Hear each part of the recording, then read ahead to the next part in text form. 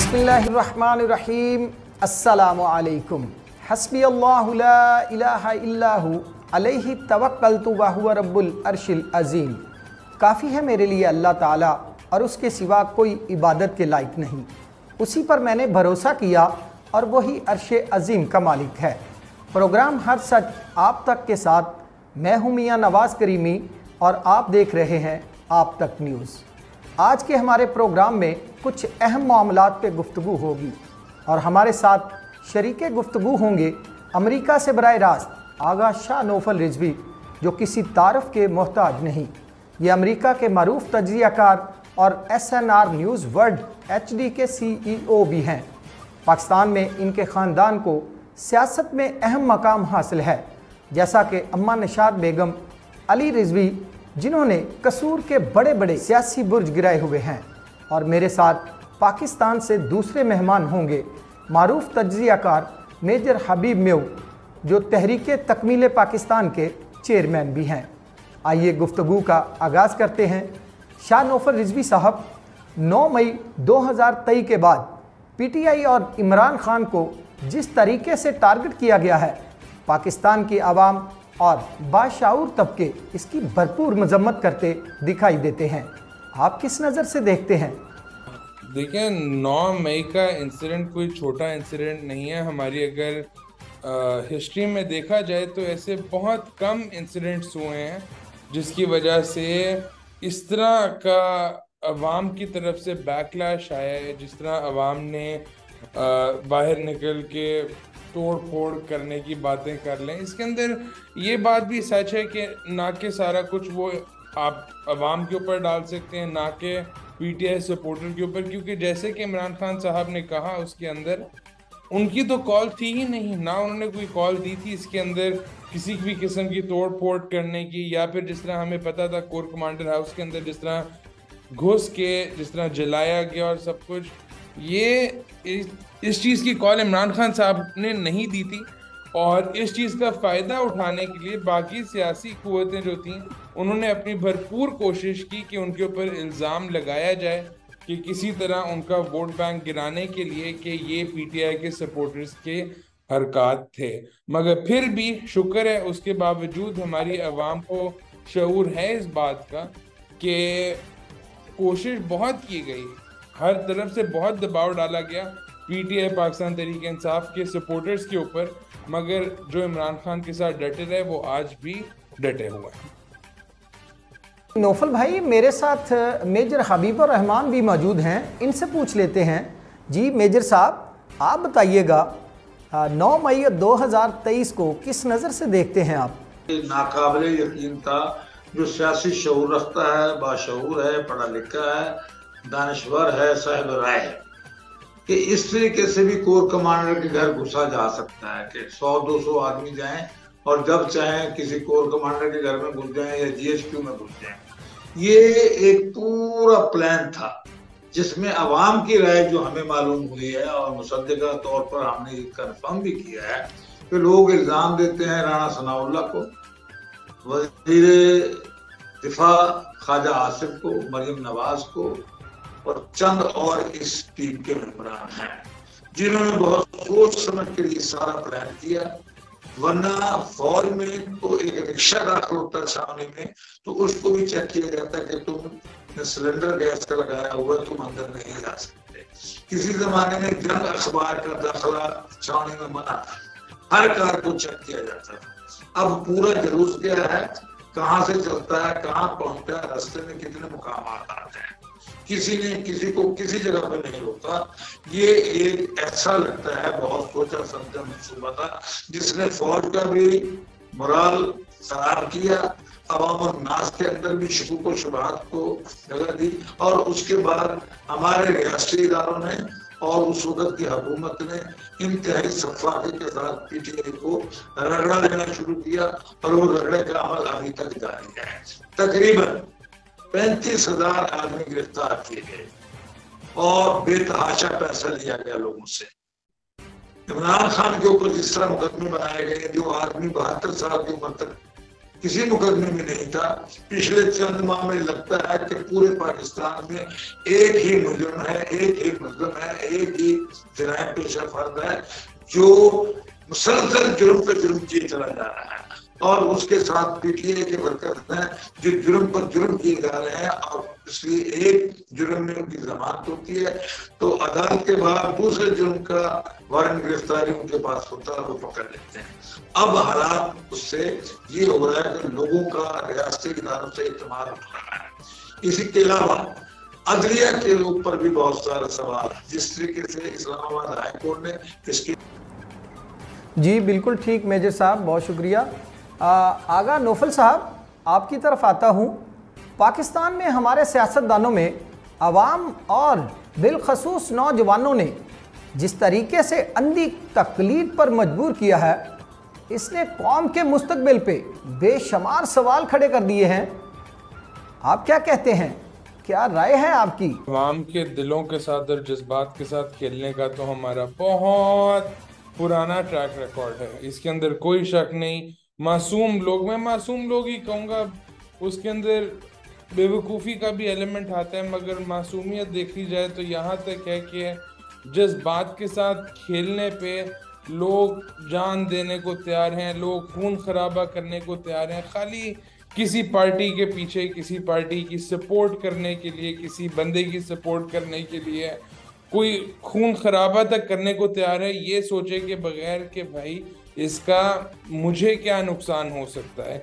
और वैसे भी इसमें कोई शक वाली बात नहीं कि पाकिस्तानी कौम हम हैं जज्बाती, हमारे में जज्बाती खून है, उसमें कोई शक नहीं है, मगर उस जज्बात का गलत फ़ायदा उठाना, इसके ज़रिए जो हमारे हालात ख़राब किए गए हैं, जो कत्लो गारत भी हुई है, पहले आप कई इंसिडेंट्स देख लें जिसके अंदर पार्टी के वर्कर्स में आपस में क्लैश होता है, ऊपर बैठी बेशक क़यादत आपस में हाथ में ला रही हो, मगर नीचे बैठा हुआ आपका ज़रूर देखेंगे कि पीटीआई और पीएमएलएन का जो नुमाइंदा होएगा, नुमाइंदा भी नहीं बल्कि मैं कहूँगा जो वर्कर होएगा, आपस में उनकी जानी दुश्मनी होगी एक दूसरे के साथ, जो कि बहुत बहुत मेरे ख्याल से इस बात पे मेजर साहब एग्री करेंगे कि बहुत ही ख़तरनाक चीज़ है। क्योंकि इससे ही आगे अगर आप अपनी आवाम को ही एक यूनाइट नहीं कर सकते, आप आवाम के बीच में ही आप फ़र्क डाल रहे हैं, आप आवाम के दिमाग के साथ खेल रहे हैं, आप एक कल्ट जिसे इंग्लिश में कहते हैं, आप अपनी ऐसी फॉलोइंग बना रहे हैं, तो वो मुल्क के लिए बेहतरी नहीं है, वो आपके पर्सनल मफाद के लिए हो सकती है। या तो अगर आपका कोई मकसद है अपनी पर्सनल आर्मी बनाने का, या तो अगर आपका मकसद है लोगों के ऊपर कंट्रोल रखने का, तो फिर तो उसके अंदर समझ आती है। मगर जिस तरह का बात करते हैं हम जमहूरियत की खूबसूरती की बात की जाए, जमहूरियत का नारा लेके ये लोग घूमते हैं, तो जमहूरियत ऐसे नहीं की जाती। जमहूरियत लोगों के दिमाग पे कंट्रोल करके नहीं की जाती, जमहूरियत वाकई में अक्सरियत से आकर की जाती है।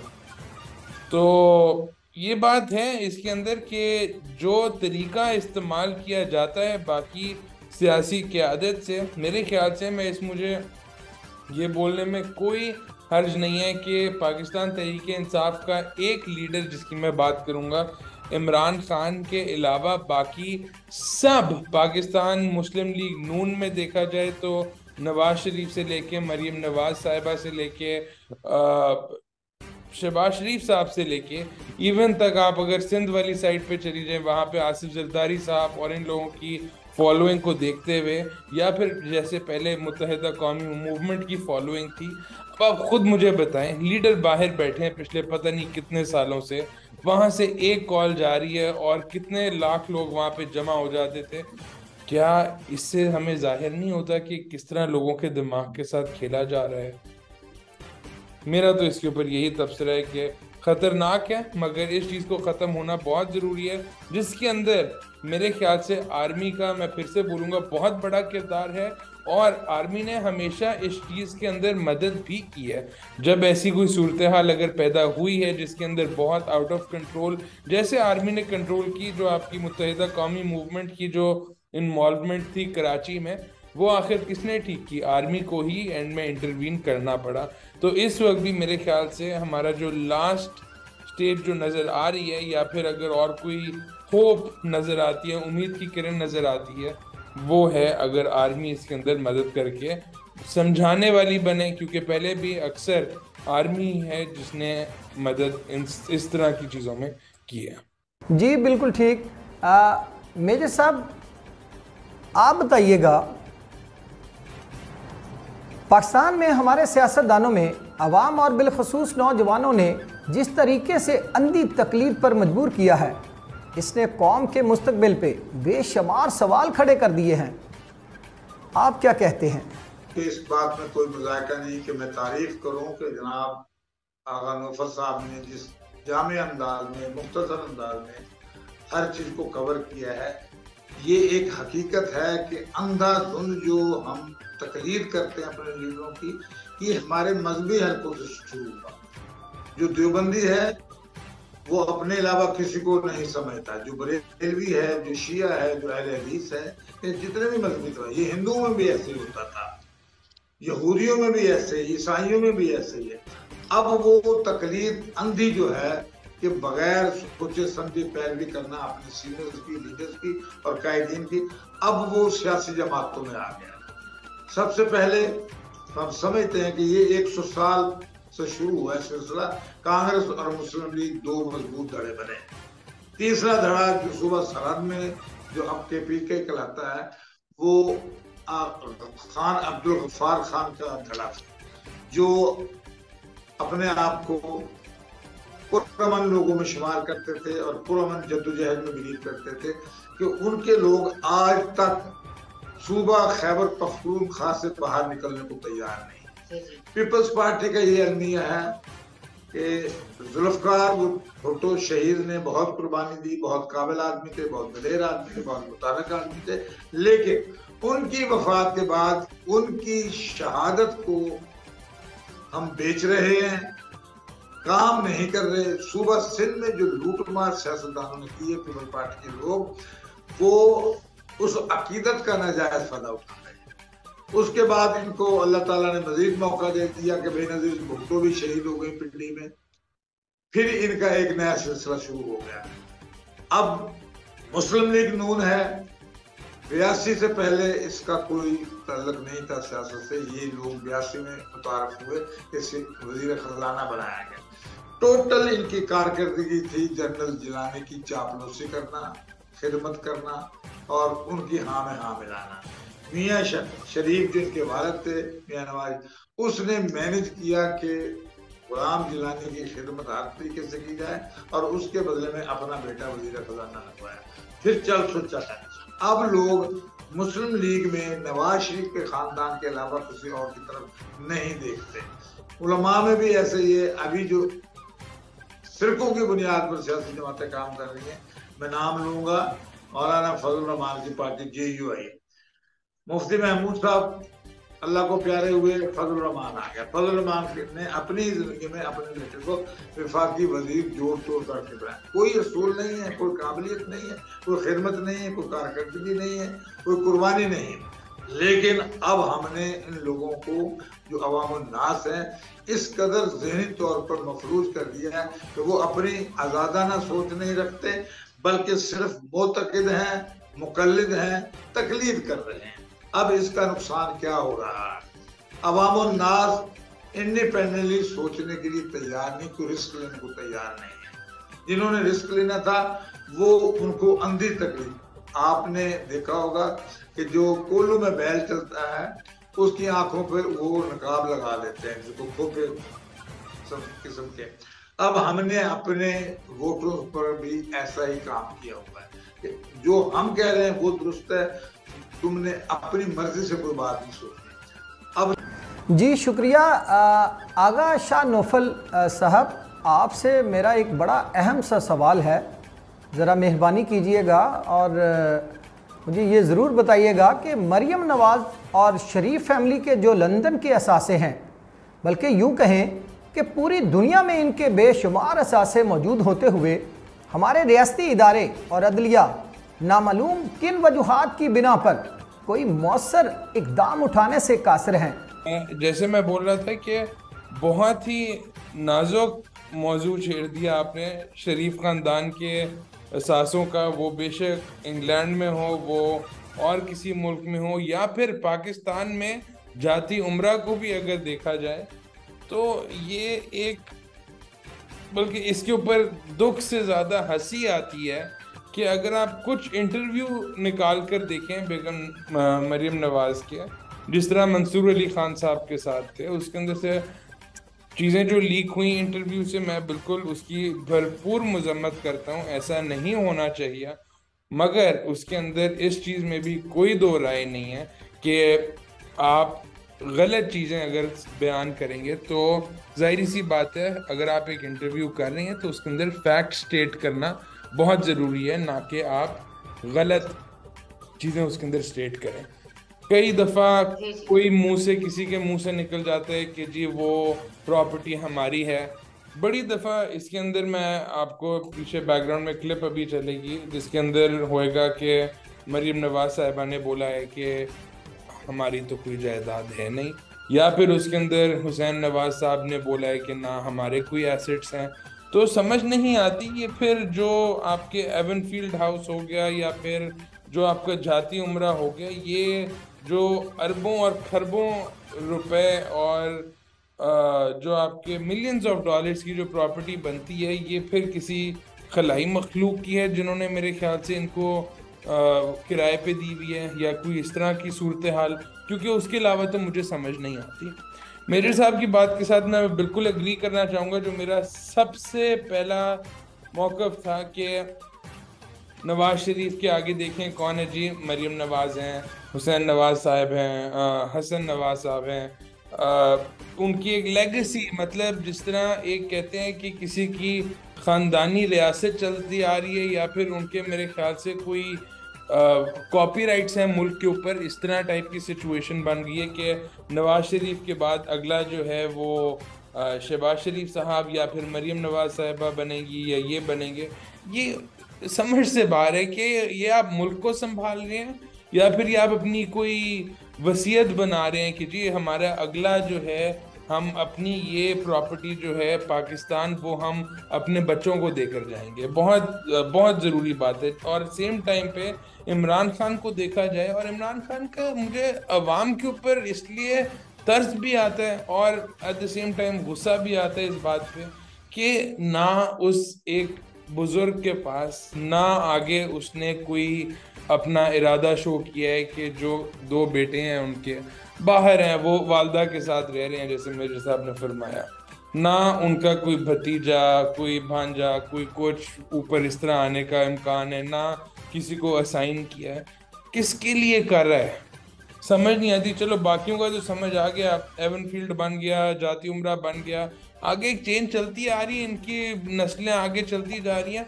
इमरान खान साहब आगे कर किसके लिए रहे हैं? क्या हमारी अकल इस बात पे थोड़ा सा जोर नहीं दे सकती? क्या हम इस बात पे थोड़ा सा इस बात भी कर लें? क्या एक बंदा जिसने पूरी दुनिया देखी है, जो किसी चीज का मोहताज नहीं, आज भी अगर वो चाहे, एक बात मैं जरूर बोलता हूँ कि मेरे ख्याल से कोई अजीब ही शख्स है जिसे मौका है इंग्लैंड जाकर रहने का, वहां पे आराम से जाके एक जिंदगी ऐसी गुजारे, इज्जतदार जिंदगी गुजारे जो आराम से गुजार सकता है। बट नहीं, इधर बैठ के वो लड़ रहा है किसके लिए? आपके लिए, मेरे लिए, क्योंकि उसके अपने बच्चों के लिए तो वो नहीं लड़ रहा, आपको भी इस बात का पता है, क्योंकि उसके अपने बच्चे यहाँ पे हैं नहीं।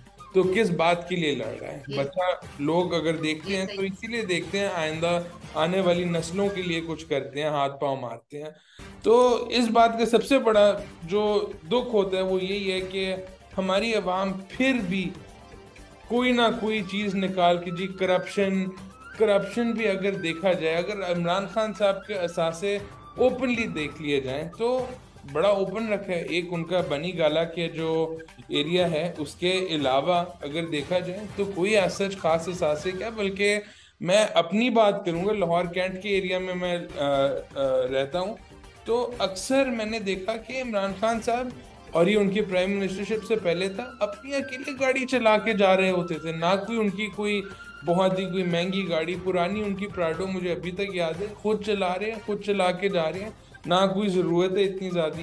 बट हाँ, दूसरी तरफ देखा जाए, इन लोगों के आगे नस्लें, जरदारी साहब के आगे बिलावल भुट्टो जरदारी साहब जो हैं वो आ रहे हैं। अब उनके जो उनके लख्ते जिगर जो हैं जिन्हें आगे पाकिस्तान वसीयत के तौर पे मिलेगा। यहाँ पे मरीम नवाज साहिबा अपने ख्वाब लगाकर बैठी हुई हैं। तो ये सारी चीज़ों को देखते हुए हमारी आवाम को कम से कम इतना शऊर पहुंच जाए कि एक बंदा जिसके पास आगे देने के लिए कोई भी नहीं है और कोई मकसद नहीं शोर, और दूसरी तरफ नज़र आ रहा है कि ये लोग आगे अपने ख़ानदान को इस तरह बांट रहे हैं, मिनिस्ट्रियाँ बांट रहे हैं, एमएनए इलेक्शन वगैरह टिकटें बांट रहे हैं, उससे साफ जाहिर क्यों नहीं होता हमारी आवाम को अभी तक कि कौन किस चीज़ के लिए लड़ रहा है, कौन किसके लिए लड़ रहा है। मेजर साहब, आप ज़रा मुझे बताइएगा, ये सरासर ज़्यादती नहीं कि मरीम नवाज़ और शरीफ फैमिली के जो लंदन के असासे, बल्कि पूरी दुनिया में उनके असासे मौजूद हैं, तो इसके बावजूद पीटीआई को ही टारगेट किया जाता है? क्या वजह समझते हैं आप कि उनको कभी पूछा तक नहीं? वो लंदन में बैठे हुए हैं, प्रॉपर्टीज़ उनकी बाहर है, असासे बेशुमार हैं, कोई हिसाब किताब लेने वाला नहीं। आप क्या कहते हैं? ये हकीकत है कि हमारे सियासतदानों के अक्सरियत में वो तबका शामिल है जिसका ना कोई असूल है, जिसका ना कोई दीन है, न ईमान है, न वतन से मोहब्बत की कोई उनके पास सबूत है कि हमने ये कुर्बानी दी। ये लोग खुदगर्ज हैं, मफाद परस्त हैं, साजिशी हैं, बददियानत हैं और जराइम पेशा लोग हैं। आप अपनी असम्बली के मेंबरान की लिस्ट निकलवाएंगे और उनका पता करेंगे तो तकरीबन 70% लोगों पर बीसियों मुकदमात हैं, फ्रॉड के मुकदमात हैं, कब्जा ग्रुपिंग के मामले। लोग मनशियात फरोशों की सरपरस्ती करते हैं। सिंध के बहुत सारे जो सियासतदान हैं, जो वडेरे हैं या पीर साहिबान हैं, वो अपने अपने डाकू पालते हैं और जो डाकू छूटते हैं वो इनको हिस्सा देते हैं, उसके बदले में ये उनको तहफ़्फ़ुज़ देते हैं पुलिस से। हमारे मुल्क में जब तक ये चीज़ें ख़त्म नहीं होगी, ये बहुत सारी चेंजेस आने वाली हैं।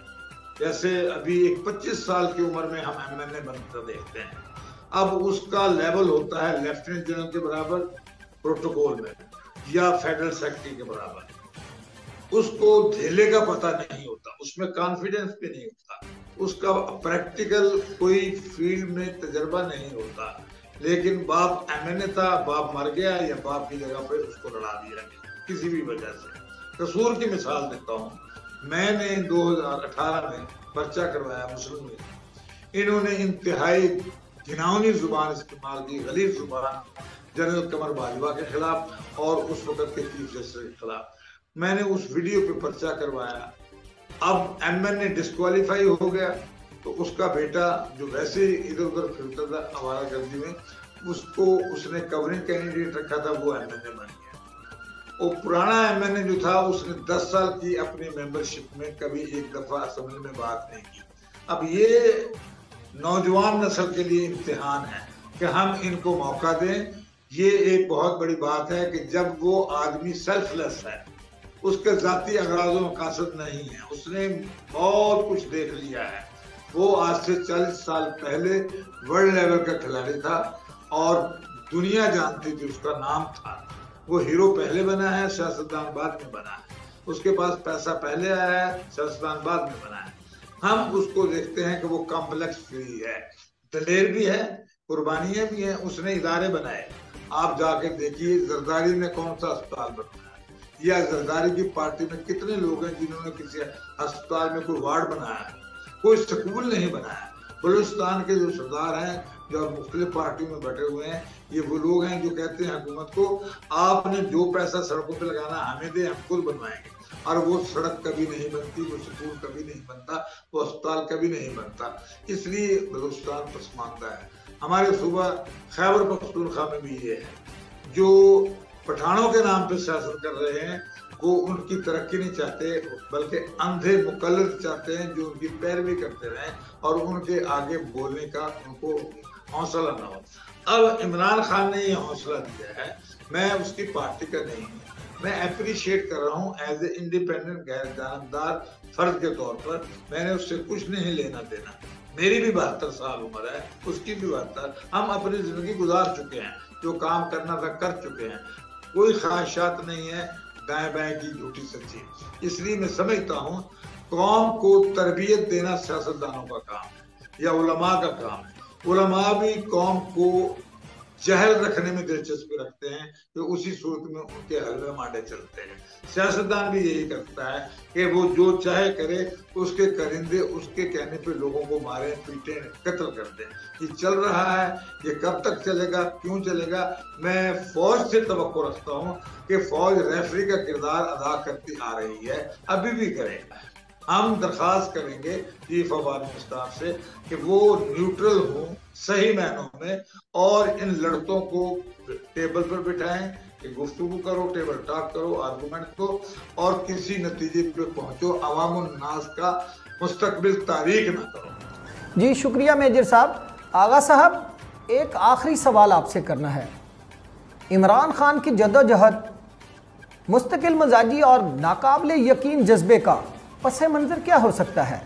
इमरान खान साहब का जज्बा, अगर जज्बे की बात की जाए तो मेरा नहीं ख्याल ऐसा शख्स, ऐसा सियासतदान पाकिस्तान की हिस्ट्री में देखा है मैंने। दूसरा जिनका मैं काफ़ी सपोर्टर था, परवेज़ मुशर्रफ साहब, जिन्होंने काफ़ी मुल्क को स्टेबल रखा।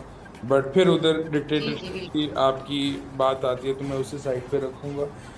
तो बात यही आती है जो मैंने पहले की थी, इतना जज्बा, और वो बंदा वाकई ही जिस तरह वो बात करते, बात करने से आपको सामने पता चलता है ना उसे पर्ची की ज़रूरत है ना उसे किसी चीज़ की ज़रूरत है। वो बोलता है, सीधा दिल से बोलता है, और जो बंदा दिल से बोलता है वो जज्बे से। अगर आप उसके अंदर चेक करेंगे, कई वीडियोज़ हैं जो अभी इसके अंदर प्ले करूँगा मैं, जिसके अंदर नज़र आएगा आपको कि आपके पर्ची सियासतदान क्या हैं, आपके पर्ची एंकर क्या हैं। और इमरान खान की जो फॉरेन रिप्रेजेंटेशन है, फॉरेन अगर किसी भी फोरम पे वो गए हैं, यूएन में गए हैं, कहीं पे भी स्पीच की है, बॉडी लैंग्वेज बहुत अहम रोल अदा करती है। बोलने का तरीका, चलने का, बिल्कुल चलने का तरीका, आपका हर चीज़ एक फ़ख्र के तौर पे अपना मुल्क रिप्रेजेंट एक बंदा करना चाह रहा है। मगर बाकियों को आप देखेंगे जाएंगे किस नीयत से कि कहीं से कोई भीख मिल जाए, कोई पैसे मिल जाएं, सर झुका कर जाएंगे, इस तरह से मिलेंगे। और सबसे बड़ी बात जिसके ऊपर सबसे ज़्यादा मुझे अफसोस होता है कि मिलने का तरीका, क्योंकि मैं बॉडी लैंग्वेज के ऊपर भी अगर बात करूं, बॉडी लैंग्वेज बहुत बड़ा रोल अदा करती है, जिसके अंदर आप बाकियों की बॉडी लैंग्वेज देख लें और खान साहब की बॉडी लैंग्वेज देख लें, कोई कॉन्फिडेंस आपको नहीं नज़र आएगा किसी भी सियासतदान में। मगर इमरान खान साहब जहाँ पे भी जाएंगे, जहाँ पे भी पाकिस्तान को अगर रिप्रेजेंट करेंगे तो सर बुलंद करके रिप्रेजेंट करेंगे, ना कि उस स्टैंडिंग से ऑलरेडी जाके कि हम एक पसमानदा मुल्क हैं जिसे मदद की ज़रूरत है। तो हमें इस जज्बे की ज़रूरत है, क्योंकि ये जज्बा ही है जो हमारी यूथ में फ़िलहाल देखा जा रहा है। यूथ का काफ़ी, ये लोग कहते हैं कि जी अब एक मजाक बनना शुरू हो गया है कि जी वो यूथिया है। अब यूथिया जो एक लफ्ज़ निकला है वो इमरान खान के फॉलोअर्स का, ये लफ्ज़ भी इसीलिए बनाया गया ताकि किसी तरह पता है कि आने वाला वक्त, जिस तरह अभी मेजर साहब ने बताया कि हमारे कसूर में ही वालिद के बाद एमएनए जो बने, उनके बेटे जो हैं वो एमएनए बन गए। तो उसी तरह से अगर देखा जाए आगे आने वाली यूथ जो है वो अगर इमरान खान के साथ है तो इसका मतलब है कि हमारा फ्यूचर जो है वो भी उसके साथ ही है। हमारी अभी जिस तरह बात की 72 साल उम्र अगर इमरान खान साहब के आगे कितनी देर तक कर लेंगे मैक्सिमम, उन्होंने पास ऑन करना है। बट आगे जो मुल्क चलाना है, आपकी इंडस्ट्री चलानी है, आपकी बैंकिंग सेक्टर जो इकॉनमी को कंट्रोल करता है, या आपके 50, 60, 70, 72 साल 80 साल के लोग नहीं करेंगे। आपकी नौजवान नस्ल जो ग्रेजुएट कर निकलती है, ये लोग हैं जो शुरू करते हैं और ये लोग आपकी इकॉनमी को ड्राइव करते हैं। अगर इन लोगों का ही दिमाग उस तरफ जाएगा, और जिस तरह ये लोग अभी भी, मुझे दुख होता है सुनते हुए कि नवाज शरीफ पार्टी हो गई या पीडीएम हो गई, जो रूरल इलाकों में स्पेशली, मैं बात नहीं करूँगा क्योंकि आपका काफ़ी हद तक जो मेजर सिटीज़ हैं उधर तो ओपनली सपोर्ट जो है पीटीआई को किया जाता है, मगर रूरल एरियाज़ में पसमानदगी की वजह से या फिर चीज़ों की किल्लत की वजह से, बेसिक नेसेसिटीज़ की किल्लत की वजह से अभी तक जो सपोर्ट है उसकी वजह से आप देखेंगे कि यूथ की एजुकेशन भी कोई ख़ास नहीं है। इसके अंदर कोई छुपी हुई बात नहीं है कि अगर हम पसमानदा इलाकों की बात की जाए तो उधर एजुकेशन जिसको कह भी रहे हैं वो एजुकेशन नहीं है। तो जब एजुकेशन नहीं है तो यही होएगा जो दुख के साथ कहना पड़ता है कि जी फलाने साहब की क्रूज़र आ गई है, उसके आगे धमाल डलेगा, फूल फेंके जाएंगे, उतरेंगे वहाँ पे हाथ मिलाने के लिए 400 जो है हमारे यूथ, जो रूरल जो यूथ होएगी वो किसी तरह कोशिश करेगी मिलने की, हाथ मिलाने की, और बस वो उसके पीछे ही खुश होके बाकी हर चीज़ जो है छोड़ देंगे। और मज़े की बात यह है कि ये लोग चाहेंगे भी यही, और पढ़ाई का सेक्टर, एजुकेशन सेक्टर बेहतर ना करने का भी यही मेन रीज़न है। क्योंकि अगर तरक्की आई, आपका जो पढ़ा लिखा सपोर्टर फ़िलहाल आप देख लें वो मोस्टली इमरान खान के साथ है, या फिर अगर जो इमरान खान के साथ पढ़ा लिखा आपका सपोर्टर नहीं है वो है जो इंडस्ट्रियलिस्ट का बच्चा है, या इंडस्ट्रियलिस्ट के आगे जो यूथ है जिनके ख़ानदान में फ़ायदा हो रहा है उनकी इंडस्ट्री को, इनमें से किसी भी कोई भी आपकी नवाज़ लीग या फिर किसी से जो है इस तरह की जान पहचान है जिसकी वजह से उनकी इंडस्ट्री को बूस्ट मिल रहा है, जिसकी वजह से उनकी हमेशा जो है सपोर्ट उनके साथ ही रहेगी। जी बिल्कुल ठीक। मेजर साहब आप भी बताइएगा, ज़रा अपनी राय से आगाह करें। इमरान खान की जद्दोजहद, मुस्तकिल मजाजी और नाकाबिल यकीन जज्बे का पस मंज़र आपकी नज़र में क्या है? 5000 साल की जो आलमी हिस्ट्री है वो हमें बताती है कि दुनिया में उन लोगों ने तब्दीली लाने का अमल मुकम्मल किया जिनमें सलाहियत थी, जिनमें हौसला था, जिनका करैक्टर था, जो कमिटेड थे, जो डिवोटेड थे, जो ट्रस्टवर्दी थे और जिनका नॉलेज भी था और उनकी कारकर्दगी भी थी। अब हमारे यहाँ ये आ रहा है कि या बिरादरी है या पैसा है। कारोबारी लोग जो आए हैं वो अपने कारोबार को तहफ़्फ़ुज़ देने के लिए सियासत में आए हैं। पहले लोग वकला होते थे या जिम्मेदार लोग होते थे, वो रख रखाव रखते थे। कारोबारी आदमी जो है, अब हमने देखा कि जिस तरीके से स्टॉक किया जाता है, जिस तरीके से बनाई की जाती है, जिस तरीके से मिलावट की जाती है, जिसको रिश्वत का कारोबार है, इसने हमारे नौजवानों का ज़हन इस कदर मसमूम कर दिया है, जहर आलूद कर दिया है। वो इंतहाई रंजो गम में ये बात करते हैं। जितने भी इनकलाबी लीडर हुए हैं, चे गुवेरा इसी सदी की बात है, पिछले सदी की बात है, उसके बाद माओ ज़ेडुंग था या चौ एन लाई है या और लोग हैं, ये सब वो लोग थे जिन्होंने कुर्बानियां दी, जो काबिलियत थे, जो बेसिक कम्युनिटी से ऊपर उठ के आए, सरमायादारी की वजह से नहीं आए। हमारी हिस्ट्री में बहुत बड़े कायदे आज़म जब वकालत शुरू करते हैं तो उनके कारोबार, उनके वाल का ख़त्म हो चुका था। 3 साल पैदल गए अदालत में और अपना हर चीज़ खुद तैयार करते थे। अब हमारे पास आ रहे हैं, जो काउंसिलर का भी इलेक्शन लड़ता है वो लैंड क्रूजर पर आता है, वो लोगों को खाना पिलाना चाहता है, रिश्वत देता है, लालच देता है और उल्टी सीधी पट्टियां पढ़ाता है। जुए खाने खुल गए, शराब खाने खुल गए, हर शहर में, हर थाने में क्या हो रहा है, ये सियासतदानों की सरपरस्ती में हो रहा है। अब हमें वो सियासतदान चाहिए जिसको अपने खानदान का लालच ना हो, जिसमें काबिलियत हो, जिसमें हौसला हो, जिसमें इल्म भी हो। और ये हम देखते हैं कि मौजूदा दौर में बेहतरीन शख्सियत इस वक्त इमरान खान की है। पार्टी आपकी कोई हो लेकिन हक़ाइक़ को जुटलाना मुश्किल है। जी आप दोनों का शुक्रिया।